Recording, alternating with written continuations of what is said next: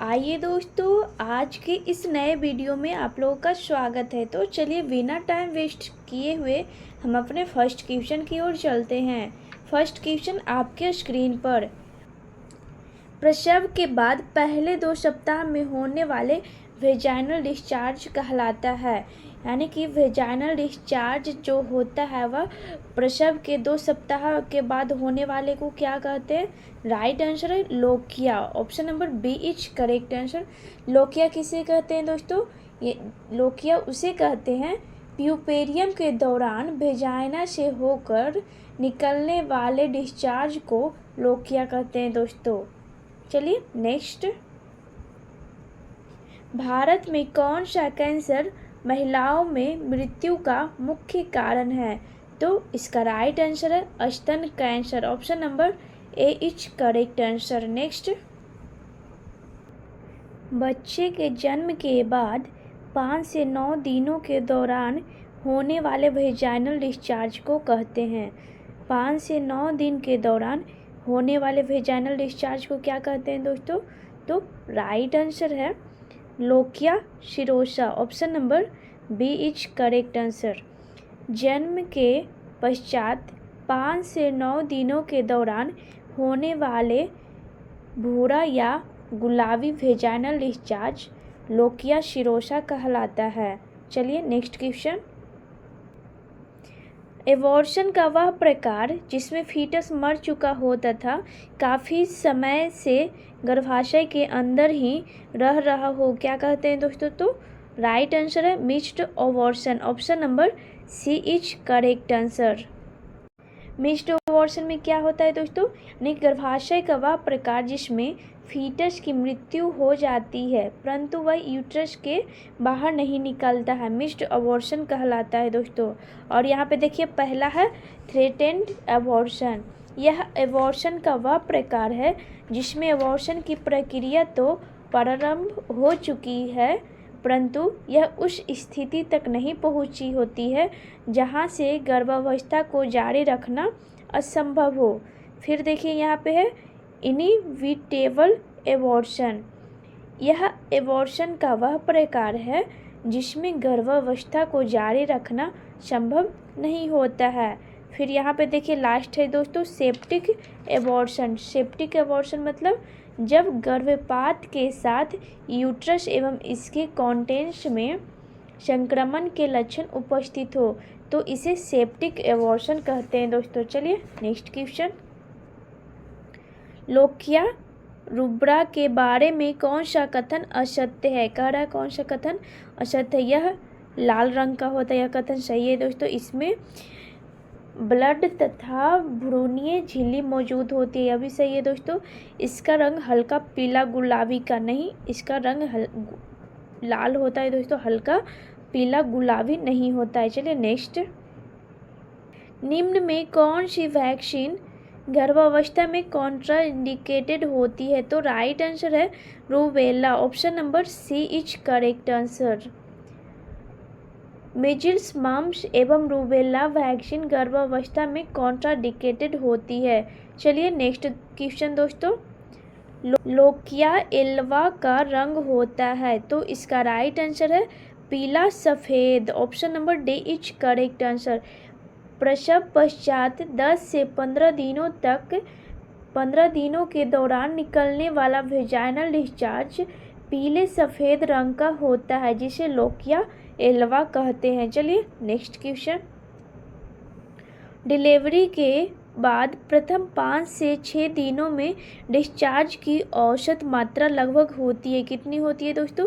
तो right answer है 250 ml। Option number B is correct answer. Next question. Previous preterm delivery की history के साथ एक 26 वर्षीय मल्टीपारा में इस प्रेगनेंसी में प्री टर्म डिलीवरी के लिए मोस्ट सिग्निफिकेंट रिस्क फैक्टर है दोस्तों। तो इसका राइट आंसर होगा previous second trimester abortion. Option number D is correct answer. चलिए नेक्स्ट क्वेश्चन। गर्भावस्था के दौरान मॉर्निंग सिकनेस के मैनेजमेंट में शामिल है। कौन कौन शामिल है? तो गर्भवती महिला को सूखे टोस्ट तथा बिस्किट खाने के लिए सलाह देना, यह शामिल है दोस्तों। अत्यधिक वसायुक्त भोजन से दूर रहने की सलाह देना, यह भी शामिल है। एंटी इमेटिक दवाइयाँ देना, यह भी सही है। राइट आंसर होगा उपयुक्त सभी। Option number D is correct answer. चलिए नेक्स्ट क्वेश्चन। गर्भावस्था के दौरान होने वाली गंभीर प्रकार की उल्टी जिसमें माता के स्वास्थ्य पर हानिकारक प्रभाव पड़ता है कहलाती है, क्या कहलाती है दोस्तों? राइट आंसर है hyperemesis gravidarum. Option number C is correct answer. चलिए नेक्स्ट क्वेश्चन।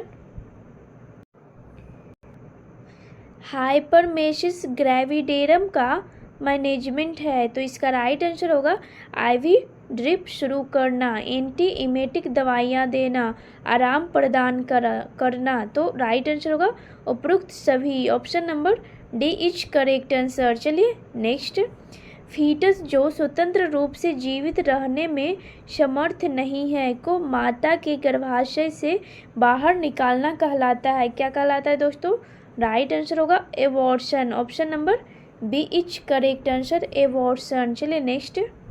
निम्नलिखित में से कौन सा एक अर्ली मिसकैरेज का कारण नहीं है?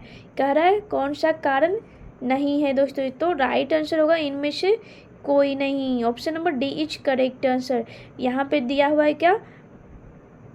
प्रोजेस्टेरॉन की कमी, टॉर्च इन्फेक्शन, टॉर्च का जन्मजात विकार, ये सब जितना भी कारण है दोस्तों यह अर्ली मिसकैरेज का कारण नहीं है। चलिए नेक्स्ट क्वेश्चन। गर्भपात का वह प्रकार जिसमें गर्भपात की प्रक्रिया उस अवस्था तक नहीं पहुंची है जहां से रिकवरी असंभव हो, क्या कहलाता है दोस्तों?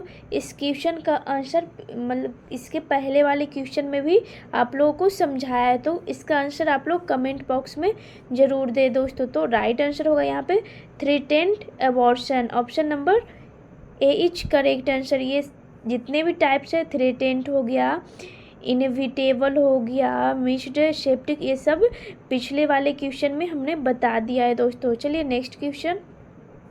यदि एक महिला की LMP 1 जनवरी हो तो उसकी EDD होगी। EDD बोले तो एक्सपेंडेड डेट ऑफ डिलीवरी, तो EDD निकालने का क्या फॉर्मूला होता है दोस्तों? 9 + 7 डेज होता है यहाँ पे, तो 9 मंथ, और यहाँ पे 1 जनवरी है तो यहाँ पे इधर प्लस कर देंगे तो 8, यहाँ पे 8 तारीख हो जाएगा 9वां महीना, यानी कि 9वां महीना में कौन सा आता है दोस्तों?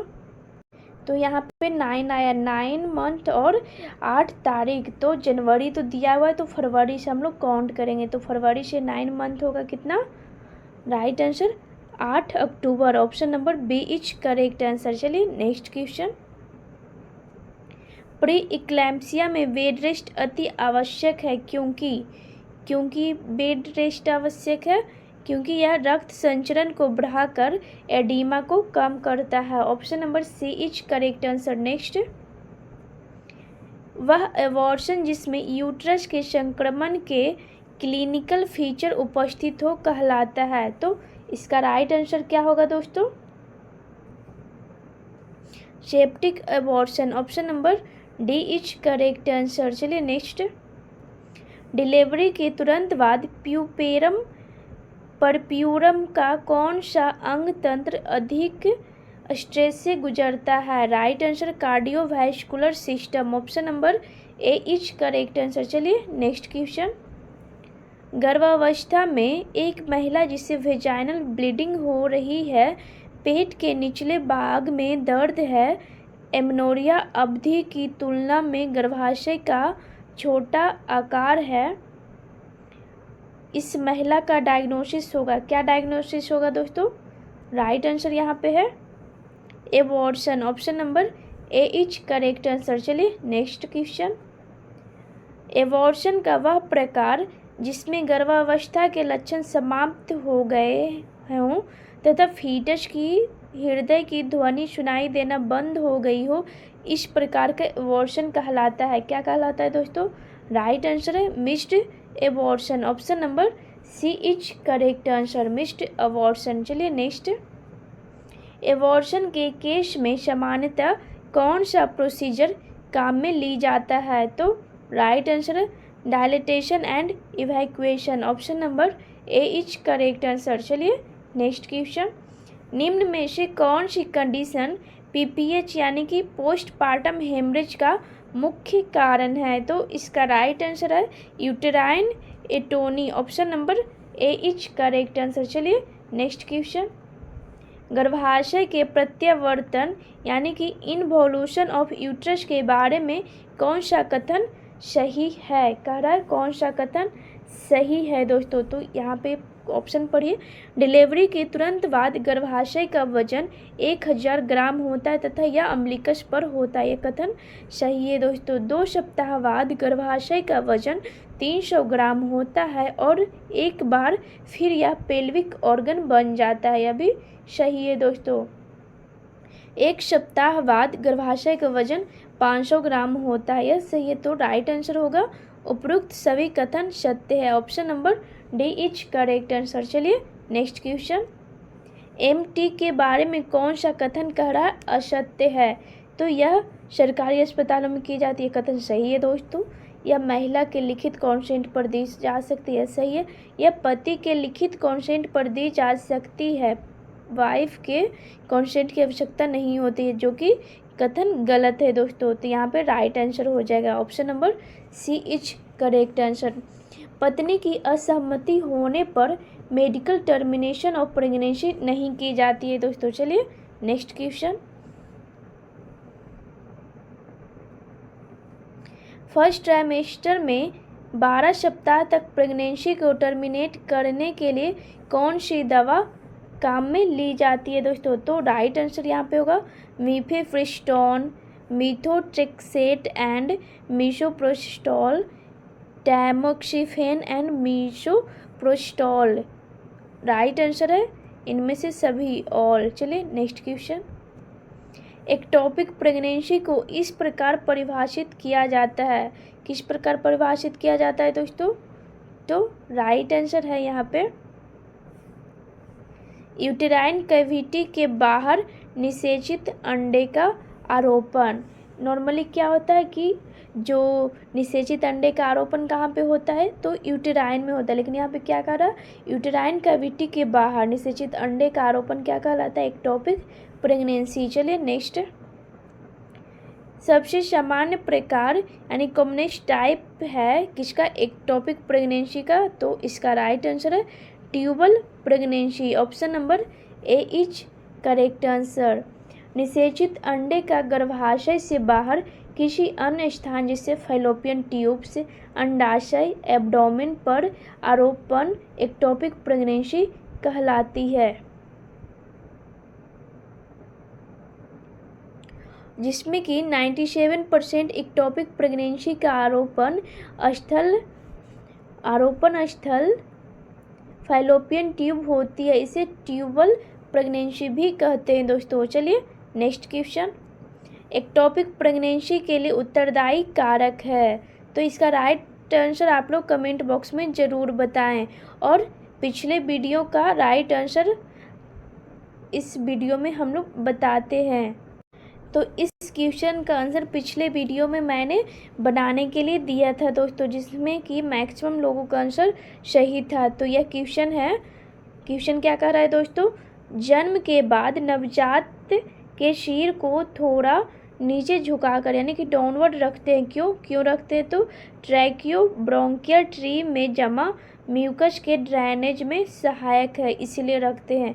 आज का वीडियो आप लोगों को कैसा लगा दोस्तों? कमेंट बॉक्स में ज़रूर बताएं। चलिए मिलते हैं नेक्स्ट वीडियो में, तब तक के लिए जय हिंद, वंदे मातरम। Thanks for watching this video.